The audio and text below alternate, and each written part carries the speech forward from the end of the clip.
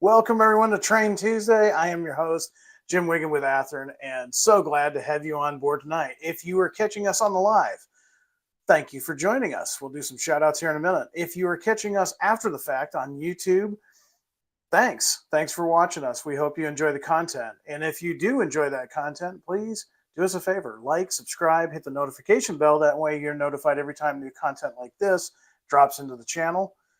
And by the way, thank you for having most of you subscribe. We're up to 10,000 viewers now, 10,000 subscribers, and stay tuned. I'm going to have to celebrate that in the future. Now, let's see who is joining us on the live feed right now. I see Ronald is here, David is here, Anthony, NSWLE is here, Harold is here, Are You a Slacker is here, Wardell, Jason, Charles, and DG Model Works is in the house. If you didn't catch it, last week we posted DG Model Works review of the GP38-2s, the new ones with the lighting features. Check it out if you haven't seen it yet. We cross-posted it on our social media last Friday. Always a good review by Derek and give you some ideas on that locomotive. And I have a feeling he's probably going to be looking at some GP15s pretty soon as well. So let's see who else is joining us here. Let's see. Railfan says, let's celebrate for a lot of questions from me to you, Jim. Okay, Railfan, we'll see what we can do. There is going to be some time for questions at the end of this little broadcast. We've also got Mark here, Stephen, and Mr. LaFrance is here. Shannon, Robin, Thomas, Mainline Model Railroad Products has joined us. And Wayne, just to name a few. We've got a pretty good crowd so far. We've got about 100 guys joining us on the live feed. And it's a new day.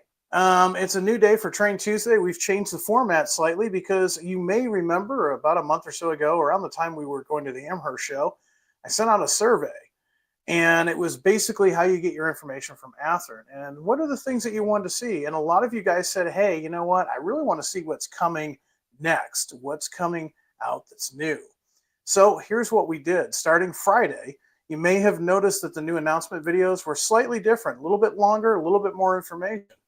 Well, we basically took the pre-order stuff that we used to use for Train Tuesday and combined it with the new announcement videos. From now on, Train Tuesday is going to be showing you the newest stuff that's going to be in stock soon. That way, you're seeing actual pictures of the models as they're being delivered to the dealer or just before.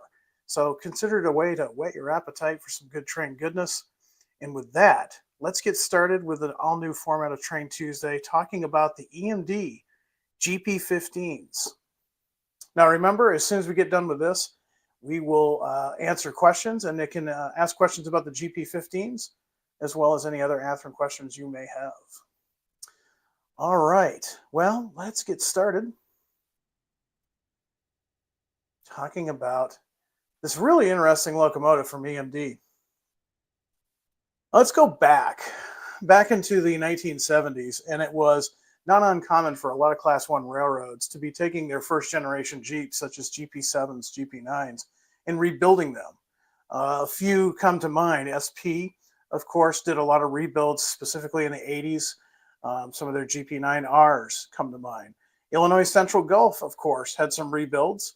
They had some rebuild Jeeps, and Paducah. And even Conrail had some rebuilds, both from Paducah as well as Morrison Knudsen. Now, EMD saw this and thought, what if we could offer a brand new locomotive that would be just as expensive, or maybe even a little less expensive, than rebuilding a first generation Jeep? And that was the impetus for the GP15. Now, between June of 1976 and April of 1983, EMD built the GP15 locomotive, which was suited ideally for the role of a yard switcher or a light road switcher. EMD created three variants of the GP15, which were the GP15-1, the GP15T, and the GP15AC. Now, specifically tonight, we're going to be talking about the GP15-1 and the turbo equivalent, the GP15T. Now, the GP15-1 was the most popular in the EMD catalog, boasting 1,500 horsepower from its two-stroke 12-cylinder EMD's 12-645E prime mover. Now, a total of 310 of these GP15-1s were built between June of 1976 until March of 1982. Now, 4 Class 1 railroads purchased the model. So, overwhelming, the biggest order came from Missouri Pacific. They ordered 160. They also had some ACs later, but we're going to be talking mainly about the GP15-1s. And again, they were the class leader. They ordered 160 of these locomotives. They thought that it was a much better idea than to take their older first-generation locomotives and rebuild them in their Jenks shops. So they went ahead and got these 160 of them. Now, a lot of these continue to serve Union Pacific nowadays as yard switchers. Coming up next in a distant second was East Coast hero Conrail. Conrail ordered 100 of these locomotives, and after the breakup of Conrail, many of these went on to live second lives with CSX as well as Norfolk Southern. Others went on, like the one that you see on your screen now, to GMTX. GMTX 427 was a former Conrail unit, and some did go to Larry's Trucking and Leasing. And then finally, we have 2 railroads that ordered 25 each, starting with Chicago Northwestern. Now, Chicago Northwestern ordered 25 of these locomotives, and some of them would go on to serve the Union Pacific. And one, well, we're actually going to talk about one of those former Chicago Northwestern ones tonight, ended up in a new coat of blue. And then finally, we have Frisco. Frisco would also order 25. Many of these would last into the BNSF era. However, BNSF ended up trading these locomotives for GP38-2s through GMTX. Then we have the GP15T, which is a neat locomotive. This is basically a turbo version of the GP15. However, it was an 8-cylinder 2-stroke locomotive engine, EMD 8-645E3C. Now, I could still generate 1,500 horsepower, but I could do it with half the cylinders. Now, these were produced from October 1982 until April of 1983, but a grand total of only 2 railroads ordered them. Now, Chessie System was way out front with its order of 25. Chessie ordered these, and they were lettered for the C&O, and they were from 1500 to 1524. And then finally, one that we are going to talk about tonight was the Apalachicola Northern. They only ordered 3. They had 720, 721, and 722. Now, for you guys that are keeping track of what happened to a lot of these locomotives in their current disposition, kind of an ironic twist of fate, Union Pacific took a lot of their GP15s. They rebuilt 22 of them. They took 22 of their GP15-1s and they turned them into GP15Ns. They were converted at their Jenks shops, former Missouri Pacific shops.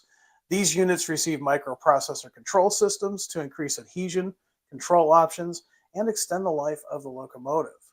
Another interesting tidbit is in 2021, CSX donated GP15T number 1507, which was built in 1982 as Chesapeake and Ohio 1507.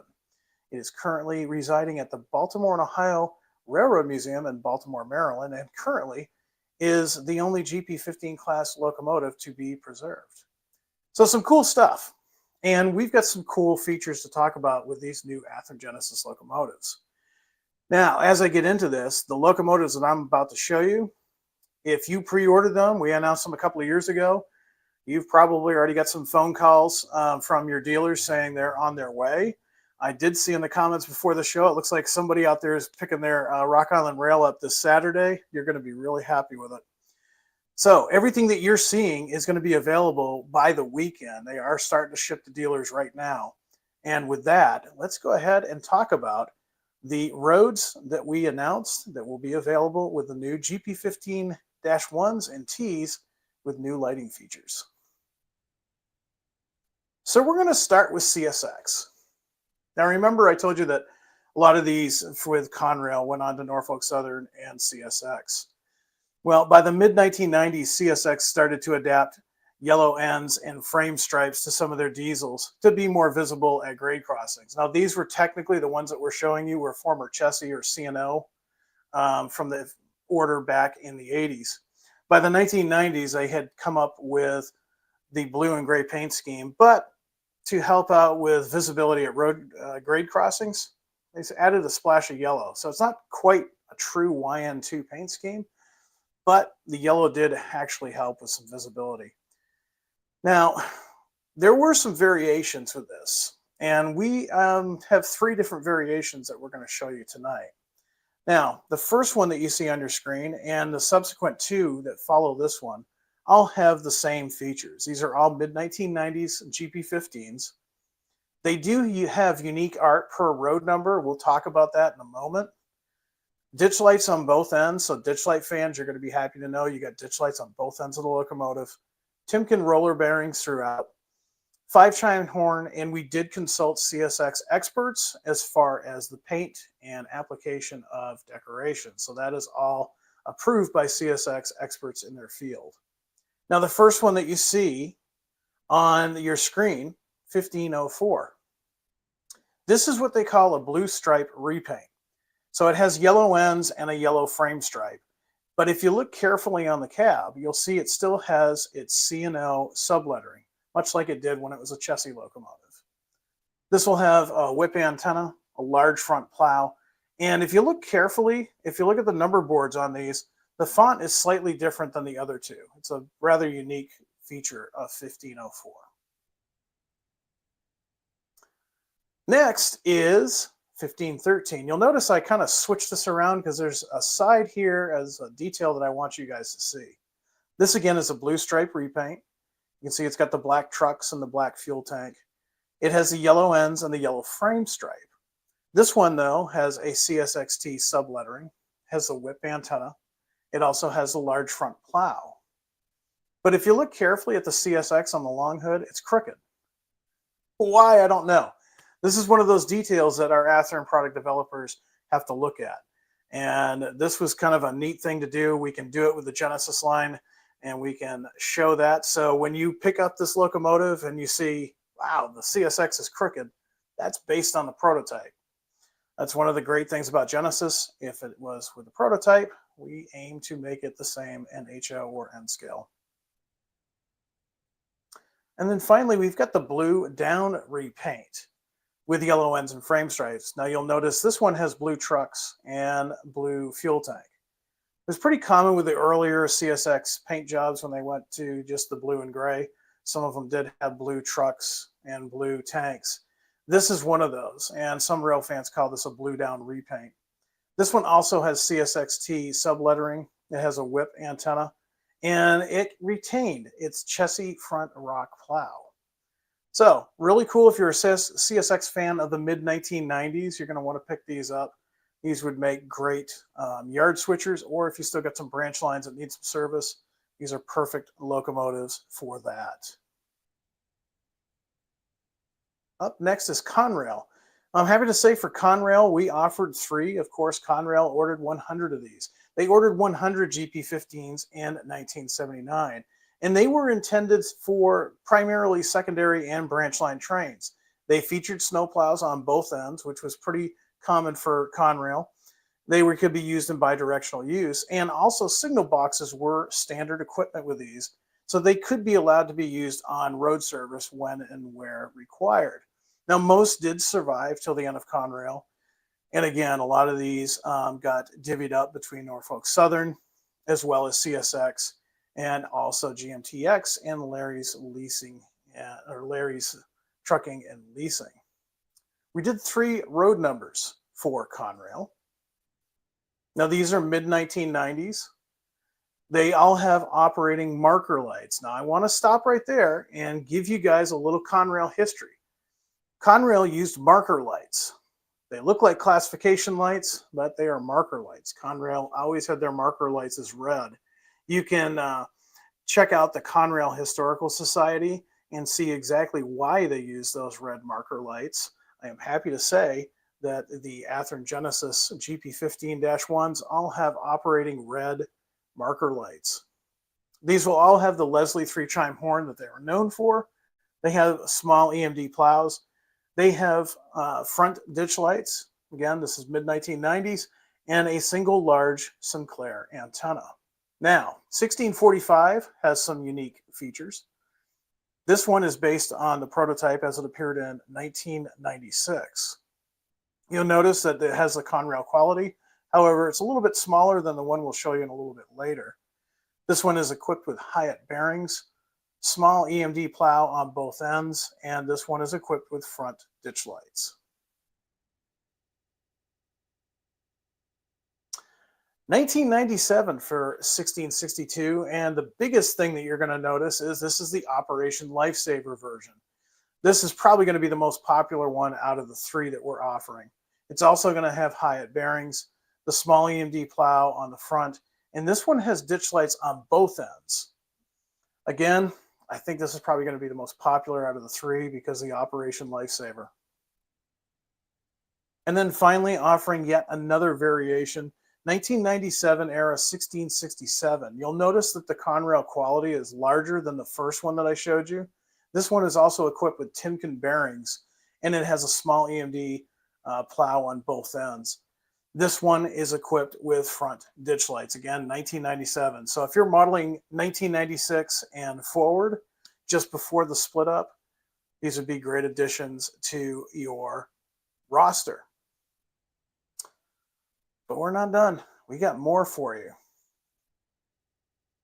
Now, you remember me telling you that Missouri Pacific, of course, was the class one that ordered the most of these. Of course, they ordered well into probably the most out of all four that ordered GP15-1, so 160 in total. These were delivered to Missouri Pacific and on the property by June and July of 1976. And they quickly replaced the GP7s and the GP9s that were working in branch line service. So we're happy to offer 3 of the GP15s lettered and painted for Missouri Pacific. And even with these, as they would have appeared in 1977, there are going to be some subtle changes. So let's talk about that. First of all 3 of these represent locomotives as they appeared in 1977. They will have operating class lights. They also have newly tooled MP style solid handrails and pilots. That's brand new tooling that we put into these. It's not been offered with the GP15s before. They also have dual spark arresters, small EMD plows on both ends, and a single firecracker antenna. Now, these beautiful locomotives in the Jenks Blue, like I said, we're offering 3 different road numbers. So if you're a Mopac fan, you're going to want to stock up on all 3 of these. The first one that we've got here on your screen is 1555. Now this one, if you look carefully at the pilot, there is no white stripe. Also, you'll notice that it has a blue patch with the MP logo on the cab, the Screaming Eagle. And then you'll also notice, if you've got a big screen while you're watching this, you take a look at the bearings. They're mixed bearings on these Blomberg B trucks. Kind of a cool feature. Here's 1562. Now you'll notice this one does have the front pilot stripe. And you'll also notice it's got the blue patch with the MP logo on the cab. This one is riding on Blomberg M trucks.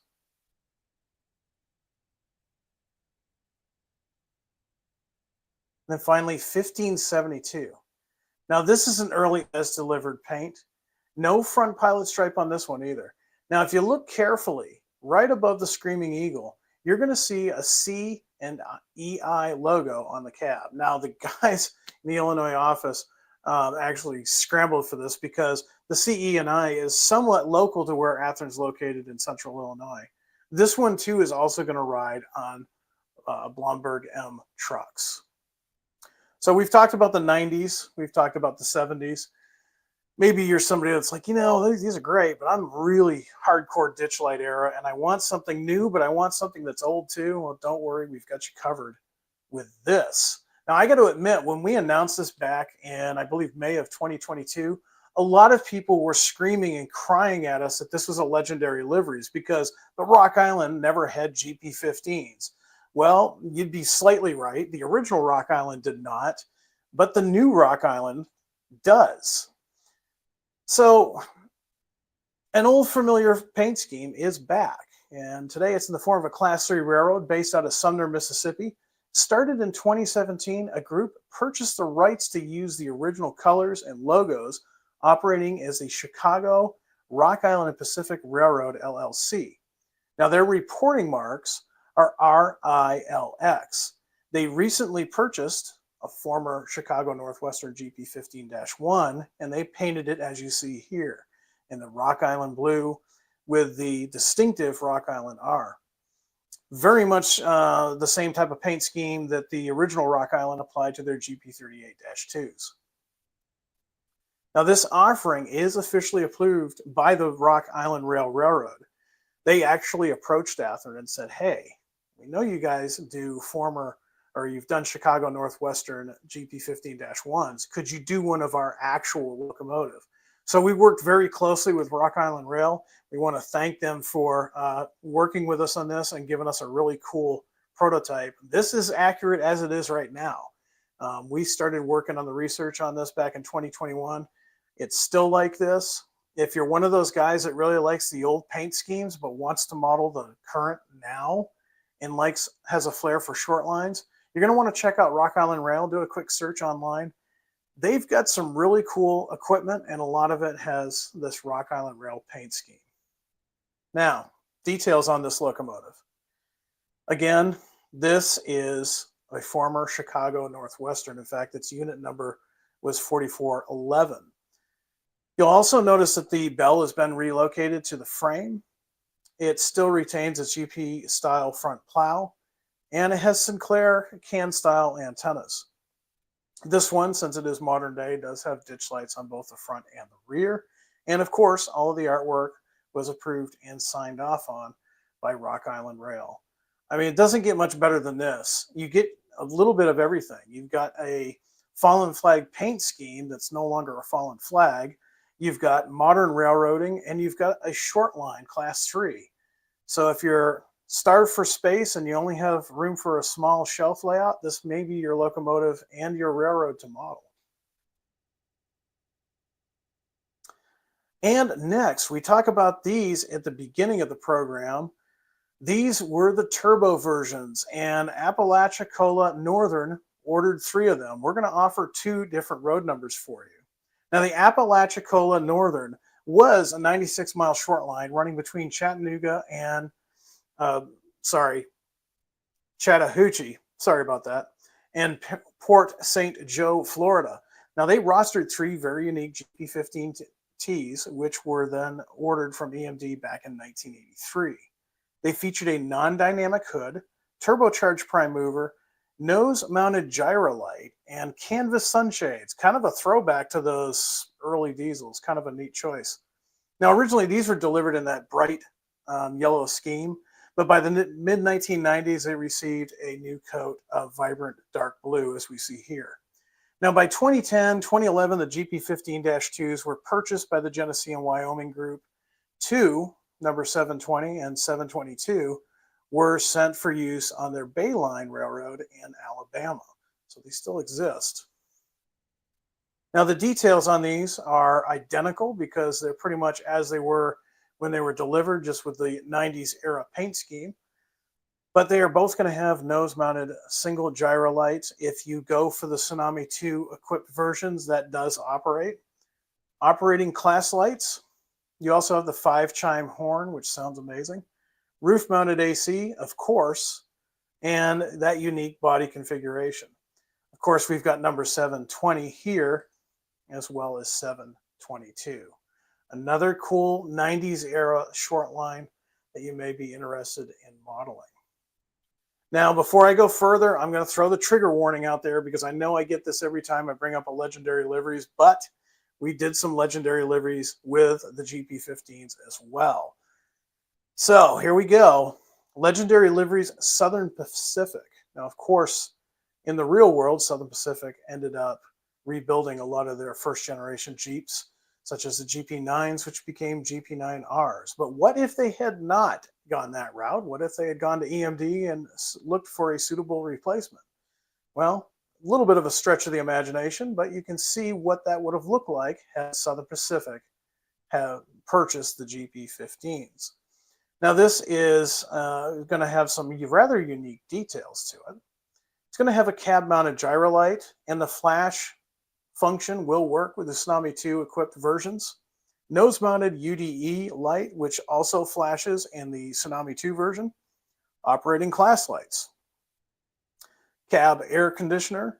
large snowplow, Nathan P3 horn on bracket, as you can see there on the cab, and whip antenna with Blomberg M trucks. Now we're offering 2 road numbers. You see 3900 here. We've got an additional road number in the same paint scheme. So in your Railroad of Lies, you can add these to your fleet.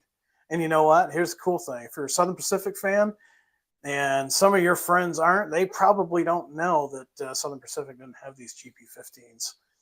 But we didn't stop there. We did one more as well.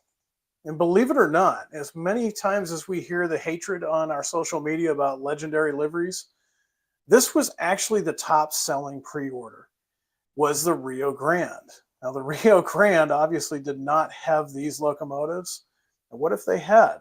Running out their miles on secondary assignments, the Denver Rio Grande's GP7s and 9s toiled in relative obscurity until their retirement. That was the real world. In the alternate timeline, Rio Grande ordered EMD's GP15Ts in order to replace the aging Jeeps and increase the efficiency of these assignments. The turbocharged units being better suited to the Grande's mountainous territory. They featured typical Denver Rio Grande features such as the M3 horn and nose-mounted gyro light. And so we've included those features on both road numbers. You're going to have operating class lights. This would be as they would have been ordered in the late 70s, early 1980s. They are going to have nose-mounted gyro lights, and this is a flashing function that will come with the Tsunami 2 equipped versions. You'll also have the Nathan M3 horn, Sinclair radio antenna, and Blomberg M trucks. So there you have it. Everything that we've talked about here tonight, they're on their way to dealers right now. In fact, I believe they actually hit our distribution center this past weekend, and they're slowly making their way out to dealer shelves right now. So if you had a pre-order, you've probably already heard from your dealer. If you didn't pre-order one of these, I would highly recommend, if you want one, to call your dealer as soon as Train Tuesday is over, because they are going to go fast. So there you have it.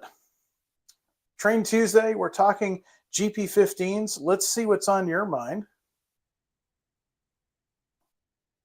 And I'll see what we've got in the comments section.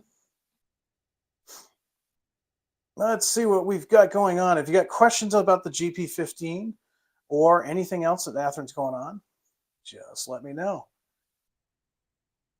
I will say that if you are saying, Jim, can you do a new fill in the blank? Can you do this railroad? Well, let me share with you the ultimate place for you to put those suggestions. You can go send us an email at Athearn-productsuggestions@athearn.com. Again, that is Athearn-productsuggestions@athearn.com. Now, I had this conversation with somebody at a show recently. Just because you send us an email saying that you want the Podunk Southern GP7 in a bicentennial paint scheme, and you put that in our product suggestion email, it does not necessarily guarantee that it's going to get produced. However, there's probably a possibility there may be 300 more guys just like you out there that want that specific unit. If we see a big enough demand for it, then we'll go ahead and do it. And that really is what dictates a lot of our releases. Let's see what else we've got.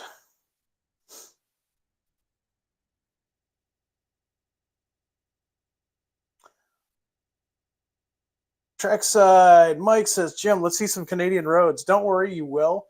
As we go forward this new format of Train Tuesday, showing you what is coming soon to your dealers, you're sure to see something. What we'll do is we'll mainly be talking about locomotives, but not all the time. We'll also talk about freight cars and passenger cars. But we're going to have studio photography of all of that you can see on your screen. And in many cases, first time you've seen it at all. And we'll talk about it. So just stay tuned. There'll be more Canadian stuff coming soon. Brian Wilkinson likes my railroad choice. I just made that up off the fly. I appreciate the laughter. Let's see. Just saw a curious one here, and I just got to find it again. Jason says, Jim, the MP GP15 could be a good representation for the Milwaukee, Racine, and Troy. Yeah, it would, wouldn't it? I think it would look really nice in that paint scheme. Mr. Rob's Cleaning Service wants to know, has Athearn ever considered European locomotives? We have. We haven't really pursued it yet because honestly, our core market is going to be North America, which is mainly Mexico, United States, and Canada, not necessarily in that order.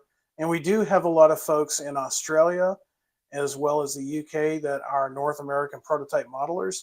So we're pretty much staying with that for now. There's so much that we could do that we just don't have time to do. But like anything, sales can change, taste can change. If there's more interest in European style railroading in the future, it would not be impossible for Athearn to pivot and start making some.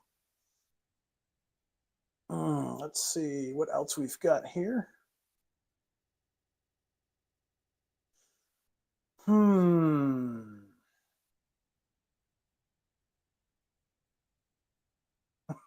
Robin says, I sent an email to get the B&O GM50 and they are making it. For once, it worked. Yeah. I just don't want you to think, oh man, if I put this in right now, it's guaranteed that it's going to get made. I wish it was that simple, but it's not. We have to look at a lot of things. We are a business. You've heard me say many times that a lot of us are model railroaders. In fact, all of our product developers are model railroaders. But we are also business folk, and we have to make decisions that are going to make us financially stable. So, yeah, don't ever feel like we're casting some shade on you if we didn't choose your railroad. Matthew wants to know, will we ever do more Hutchinson Northern box cars? It's a pretty safe bet. We probably will. They'll sell pretty well.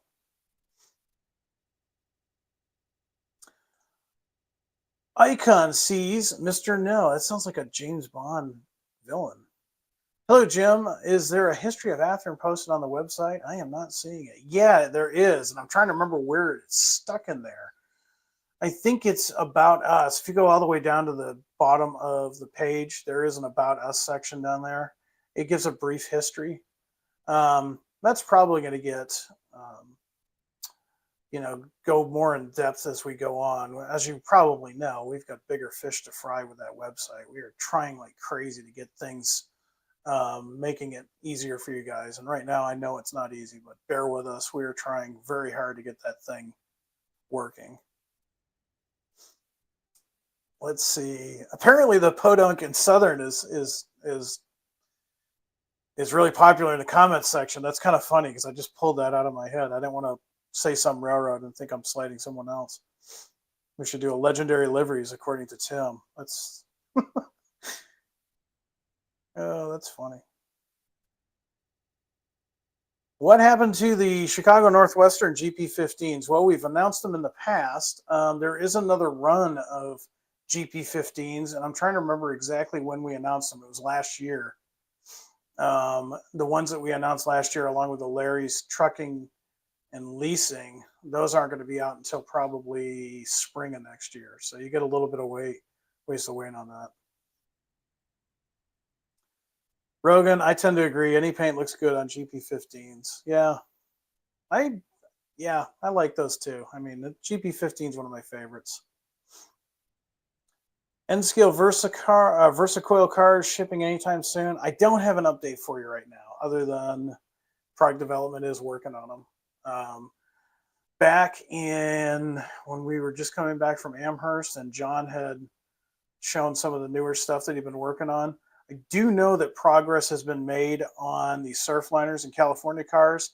They got a major milestone done and out of the way. We're going to probably start seeing some things, so stay tuned to our social media. If you've not signed up for our newsletter, do so now, because we're probably going to start seeing some updates on those. And since John has reached that major milestone with those two projects, he is working on some of those things like the Versacoils in both HO and N, as well as the NSC 6000 and 6400s.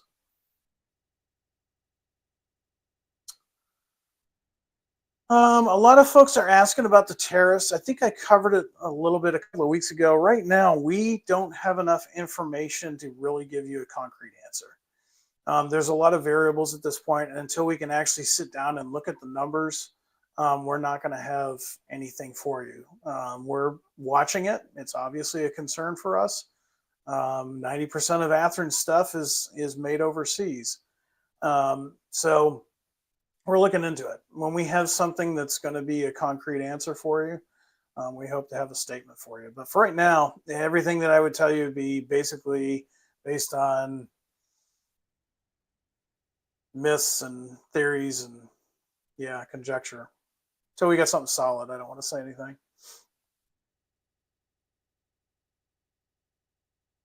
Greg commenting about the GP15s. He's like, yeah, short lines are a great place to see GP15s. The new Rock Island and the Carolina Coastal Railway have original heritage paint schemes. Yeah, really. I mean, with the GP15s, even though there weren't that many made in the real world, they are still out there. And we've got enough paint schemes to choose from to keep that model rolling for quite a while. That's why we updated it. Because keep in mind, the run that is now shipping, this is the first time they've got lit number boards. This is the first time they've got lit classification lights. And in some cases, like the Missouri Pacifics, there's some new tooling that we've not been able to offer before. So pretty exciting to see those guys start getting some of those new features.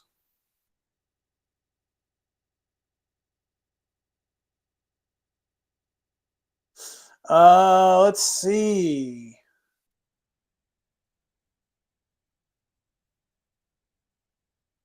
Railfan says, P.S. I did send an email to Athearn to make a BN SD40-2 90 style with ditch lights, and they said no. But please reconsider them for me, Jim.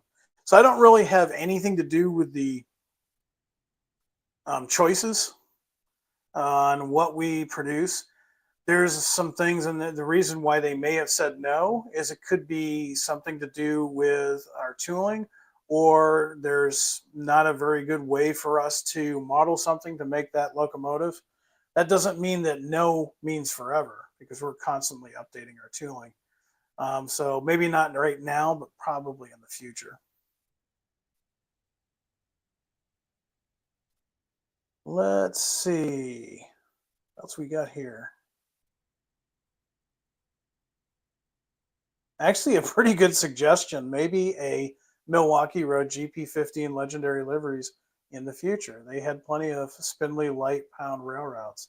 Yeah, that's funny. That would be plausible, I would think. I mean, after all, they went to EMD to make a rather unusual 6-axle that was used for their branch line, so why not? Could happen. Let's see.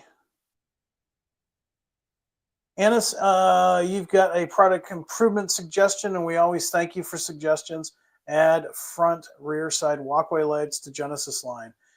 We are doing that on selected models when time and finances and the actual physical limitations allow us to. That's all I can tell you, not being a product developer. John would be able to tell you exactly why he has done that on some and some he hasn't. Sometimes we have to choose what the most popular lighting features are and invest the time and energy into that. Eventually, our goal, though, is to have Genesis locomotives, all Genesis locomotives, to have all the lighting features that you're looking for. Let's see what else we've got.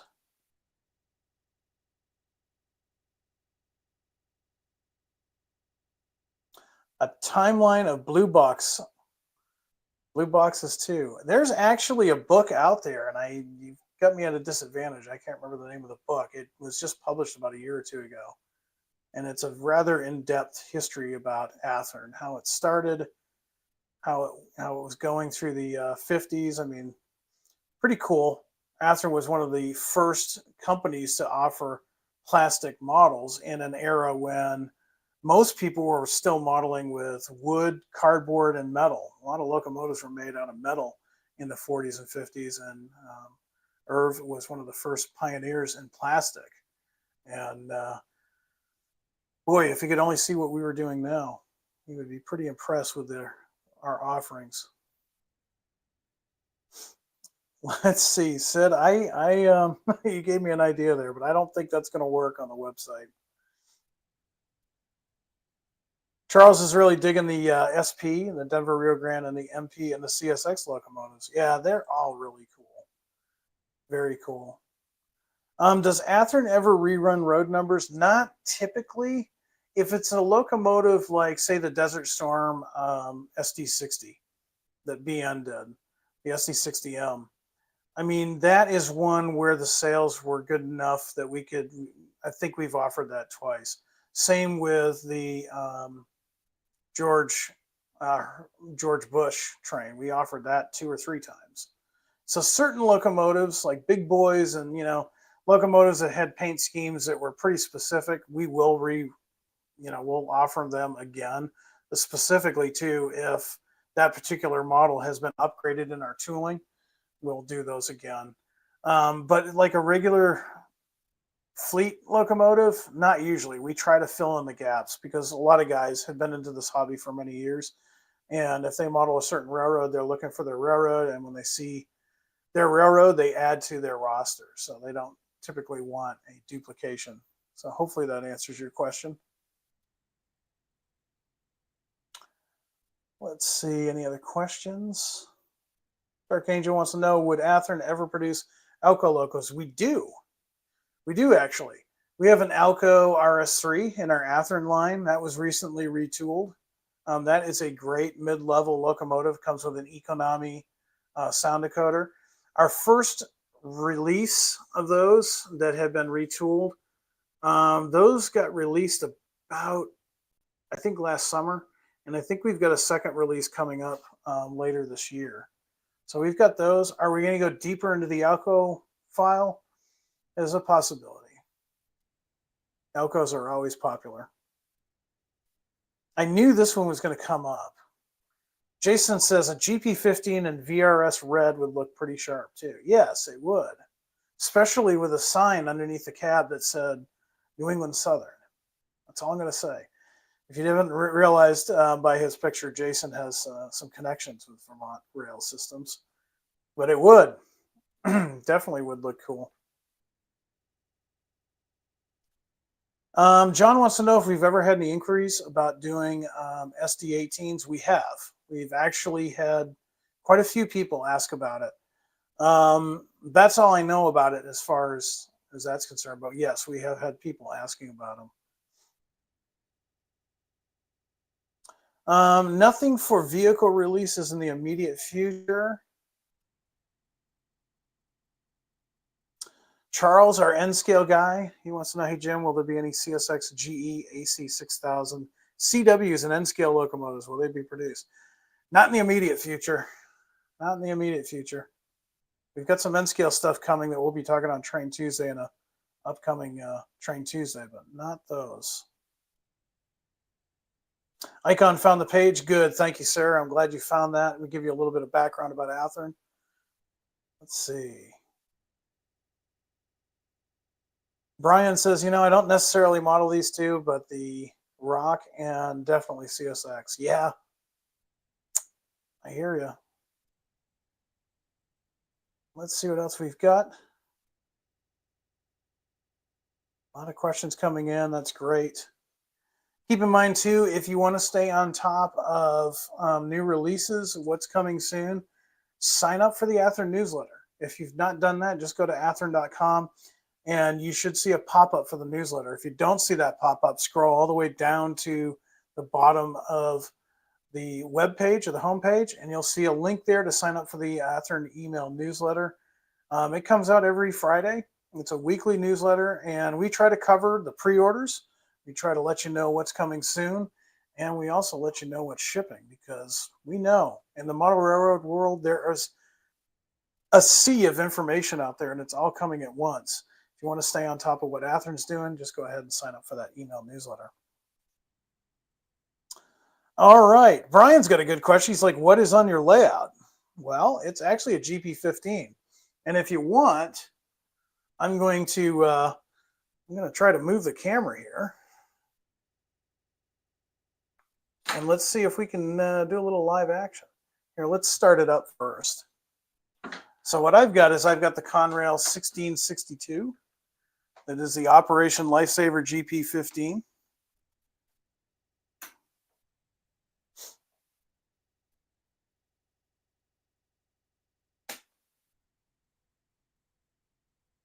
And it is not running.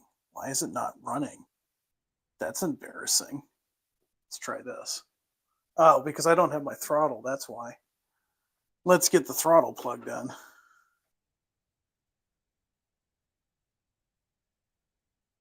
Try to set you guys here without making you seasick.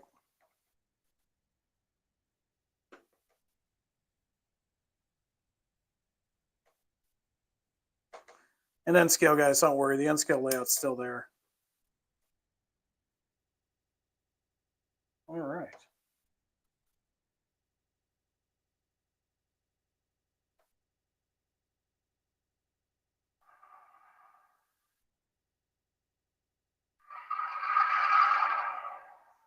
All right. So 1662, let's go ahead and I'm going to zoom out just a tad so it's not too. There we go. So remember, these have the new number boards. That's going to be function number 6. Very subtle, but you should be able to see that. All right, let's get our headlight. Got to have our ditch lights. That's function 5. And yes, the marker lights on these Conrail GP15s do in fact function. You need to go into function 25. There you go.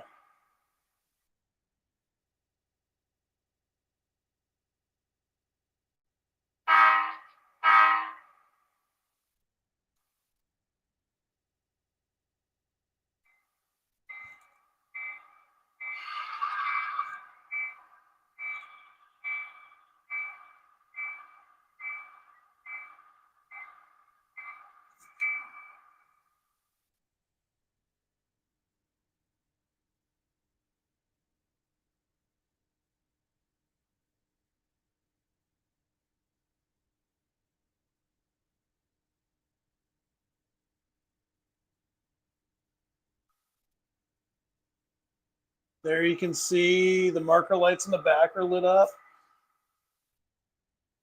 We got our ditch lights in the back as well. If you're a fan of the GP15s that we've offered in the past, you're going to be really happy with these. I've got 2 on order. I can't wait to play with them.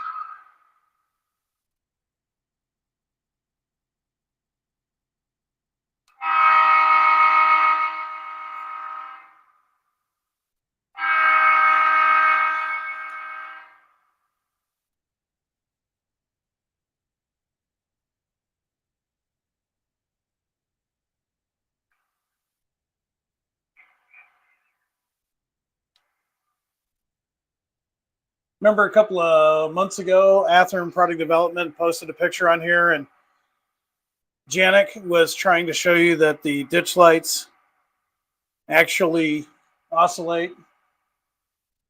Well, they do.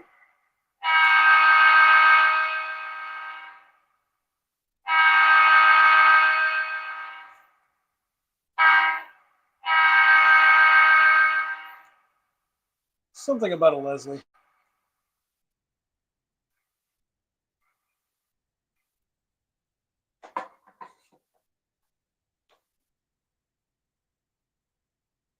So there you have it. GP15s with new lighting features. They are shipping to dealers right now. I've got 2 on order. I can't wait. In fact, the first thing I'm going to do with mine, in fact, I've got this one on order. I'm going to be putting them in my proto throttle. And maybe we can do a future video about talking about that, this locomotive with the proto throttle. So let's do one more set of questions, and then I'm going to get you guys get back to it. I've got some work to do on an HO scale layout. I know there's an important address that's going to happen about 8 o'clock or so. So some of us might want to go see that. And yeah, like I said, spring is coming. Railfan season's coming. I got to get some HO track laid. So let's see what we got here. Thomas wants to know, what did you order, Jim? Well, I ordered the Rock Island Rail, even though I'm a New Englander. I have a soft spot for Rock Island. The Rock Island, to me, was the Boston and Maine of the Midwest. Rock Island Rail, it's so cool to see that short line adopt that paint scheme. And it's so cool to see that paint scheme in operation today. Again, if you're somebody that's starved for space and you need a switching layout, go check out Rock Island Rail. It may become the prototype you want to model. The other one that I got on order is my Conrail Operation Lifesaver. It fits into the era of the HL layout that I'm doing. Briefly, my layout is a somewhat fictitious version of the Peoria and Eastern as it appeared before the breakup of Conrail. I wanted to model Illinois while I'm here in Illinois, but I wanted East Coast connection. Of course, the P&E was a subsidiary of the New York Central. This will allow me to model some New York Central, as well as some Penn Central, early Conrail, later Conrail, and if I really want to stretch the truth just a little bit, CSX. Charles, thank you for that reminder. Everybody, remember this weekend is the weekend we change our clocks. We spring forward. We don't need any cornfield meets on our layout.